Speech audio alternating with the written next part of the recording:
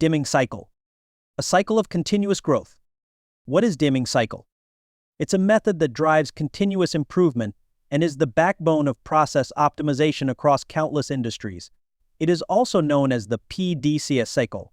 Plan, do, check, act.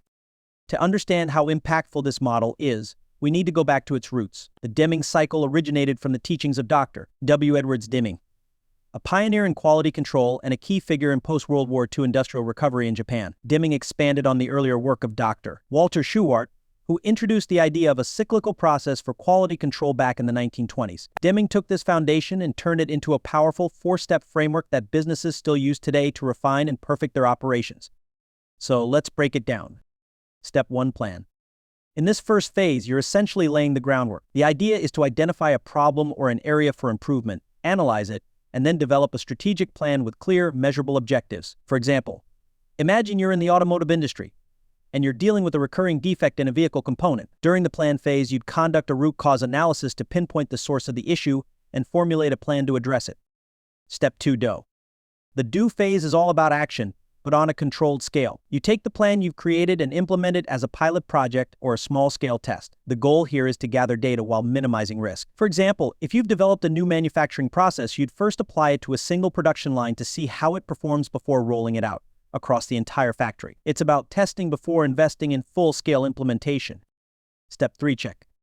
Now, this is where the analytical part of the cycle comes in. In the check phase, you take the data from the do phase and compare it to the objectives set in the plan phase. Did the solution work? Did it solve the problem or improve the process? If you're in software development, for instance, this is where you'd analyze user feedback and performance metrics after launching a new feature. Are users happy? Did it reduce bugs or enhance functionality? Step 4, act. Finally, in the act phase, you make a decision. If the new process or solution was successful, you standardize it and apply it across the board. But if it didn't work out as planned, that's okay too. You now have valuable insights that can help you refine your approach. And once that's done, guess what? The cycle begins again. The beauty of the Deming Cycle is that it never really ends. It's all about continuous refinement and improvement. The Deming Cycle is incredibly versatile and applies across industries. Take Toyota, for instance. They've used this methodology to revolutionize their production processes, dramatically reducing defects and fostering a culture of constant improvement. In healthcare, hospitals use the PDCA cycle to improve patient care, reduce error rates, and streamline operations. And in software development, it's at the heart of agile practices, allowing teams to develop, test, and refine products iteratively based on real-time feedback. The beauty of the PDCA cycle lies in its simplicity and adaptability. By fostering a culture of continuous improvement, organizations can remain agile and responsive to change. It empowers teams to make data-driven decisions, minimizes risks through small-scale tests, and ensures that every improvement is thoroughly evaluated before it's rolled out.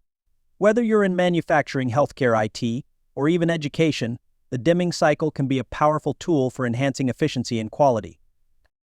But let's not forget the Deming Cycle is not just for solving problems, it's a way of thinking.